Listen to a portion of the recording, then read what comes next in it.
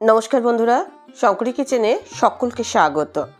আজ মেথি শাকের একটা অন্য ধরনের রেসিপি আপনাদের সাথে শেয়ার করব। ভাত রুটি দুটোতেই সমান ভালো লাগবে। আজকে রান্নার প্রধান উপকরণ হচ্ছে মেথি শাক। মেথি শাকের পাতাগুলো আমি বেছে নিচ্ছি, ধুয়ে আমি এটাকে কুচিয়ে নেব। আজকের রেসিপিটা দেখার পর আপনাদের যদি ভালো লাগে তাহলে অবশ্যই একটা লাইক, শেয়ার ও কমেন্ট করবেন। বেল আইকন সমেত আমার চ্যানেলটা সাবস্ক্রাইব করে আমার পাশে থাকবেন। বেল আইকনটা ক্লিক করা থাকলে আমার যে কোনো রেসিপি বা আমি যাই আপলোড করি না কেন সবার আগে নোটিফিকেশান আপনার কাছেই পৌঁছে যাবে। শাকগুলো ভালোভাবে কোচানো হয়ে গেছে। এই রান্নায় আর যা যা জিনিস ব্যবহার করব সেগুলো হচ্ছে একটা আলু আর 4টে শিম। শিমগুলো একদম পাতলা পাতলা করে আমি কুচিয়ে নিয়েছি, আলুটাও ছোট ছোট ডুমো করে কেটে নিয়েছি। আজকের রেসিপিটা স্কিপ করবেন না, পুরো দেখার অনুরোধ রইল। এখানে আমি 1 চা চামচ সাদা তিল নিয়েছি। তিলটাকে শুকনো খোলায় সবার আগে একটু ভেজে নেব। তিলটা কয়েক সেকেন্ড ভেজে নেওয়ার পর এটা ফুলে উঠেছে। এর মধ্যে আমি চিনেবাদাম দিয়ে এটাও হালকা নাড়াচাড়া করছি। এটা ভাজা চিনেবাদাম, জাস্ট হালকা নাড়াচাড়া করছি। এটা ঠান্ডা হলে গুঁড়ো করে নেব। এছাড়া এই রান্নায় আমি যেটা ব্যবহার করব সেটা হচ্ছে বেসন। শুকনো খোলায় বেসনটাও আমি ভেজে রাখছি। বেসনটা কড়াইয়ের মধ্যে কম আঁচে নাড়াচাড়া করতে হবে। বেশি আঁচে এটা যদি নাড়াচাড়া করা হয় তাহলে পুড়ে যাবে। বেসনটা ভাজতে ভাজতে দেখবেন এর থেকে সুন্দর গন্ধ বেরোবে আর বেসনের কালারটা একটু হালকা লালচে আসবে। যতক্ষণ না সুন্দর গন্ধ বেরোবে ততক্ষণ পর্যন্ত এটা কড়াইয়ে নাড়াচাড়া করতে হবে, তবে খেয়াল রাখবেন যেন পুড়ে না যায়। চলে আসি রান্না পর্বে। আমি এখানে 2 থেকে 3 চা চামচ সর্ষের তেল ব্যবহার করব।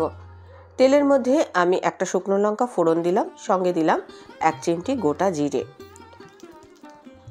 আর দিচ্ছি 1 চিমটি হিং। গোটা জিরে আর শুকনো লঙ্কা সুন্দর গন্ধ বেরিয়ে আসার পর এর মধ্যে আমি দিয়ে দিচ্ছি ডুমো করে কেটে রাখা আলুটা দিয়ে একটু ভাজা ভাজা করে নেব। গ্যাসের ফ্লেমটা মাঝারি করে আলুটাকে ভেজে নিচ্ছি। আলুটা আমি এখন চাপা দিয়ে ভাজবো যাতে আলুটা তাড়াতাড়ি সফট হয়ে যায়, কেননা আমি শিমটা কুচিয়েছি খুব পাতলা করে। শাক বেশিক্ষণ লাগবে না সেদ্ধ হতে, এখানে আলুটা সেদ্ধ হতে যা বেশি সময় নেবে।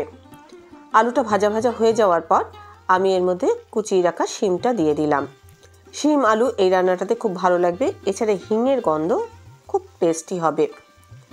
এই রান্না আমি যেটা ব্যবহার করব সেটা হচ্ছে 1 ইঞ্চি আদা আর একটা কাঁচা লঙ্কা। এটা আমি একটু থেতো করে নেব। এদিকে দেখুন শিম আলুটা ভাজা হয়ে গেছে, আলুটা কিন্তু একদম সফট হয়ে গেছে। এবার আমি দিয়ে দিচ্ছি থেতো করা আদা কাঁচা লঙ্কার ফ্লেভারটাও কিন্তু খুব ভালো লাগবে। আমি হালকা নাড়াচাড়া করছি। এবার আমি একটা টমেটোর কুচি দিয়ে দিলাম। গ্যাসের ফ্লেমটা মাঝারি করে আমি কয়েক সেকেন্ড এটা নাড়াচাড়া করব। টমেটোটা সফট হয়ে গেছে।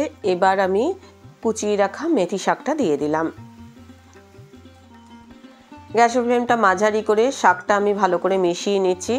আলু শিম এগুলো তো একদম সফট হয়ে গেছে। এখন মেথি শাকের যে জল আছে সেই জলেতেই এটা কিন্তু রান্না হবে। আমি এই রান্নায় কোনো এক্সট্রা জল ব্যবহার করব না।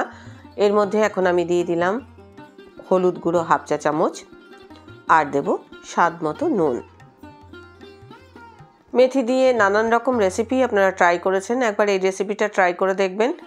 এখন আমি ভাজা জিরের গুঁড়ো দিয়ে দিলাম, ভালো করে মিশিয়ে নিলাম। শাকের জলেতেই কিন্তু শাকটা সেদ্ধ হয়ে যাবে। এই রান্নাটা একদম শুকনো শুকনো হবে।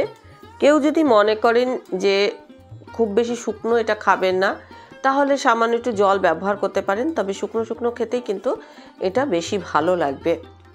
এটা আমার একটা ইনোভেশন। এবার আমি এর মধ্যে দিয়ে দিচ্ছি ভেজে রাখা তিল আর বাদামের গুঁড়ো, এগুলো আধা গুঁড়ো করেছি, আর দিলাম ভেজে রাখা বেসন। সব কিছু মিশিয়ে নিচ্ছি। যখন এই শাকটা খাবেন বেসনের যে সুন্দর গন্ধটা এই শাকের মধ্যে মিশে যাবে। বাদাম আর তিলগুলো মুখের মধ্যে হালকা পড়বে। একদম শেষে 1/4 চা চামচ আমি গরম মশলার গুঁড়ো দিয়ে মিশিয়ে নিলাম।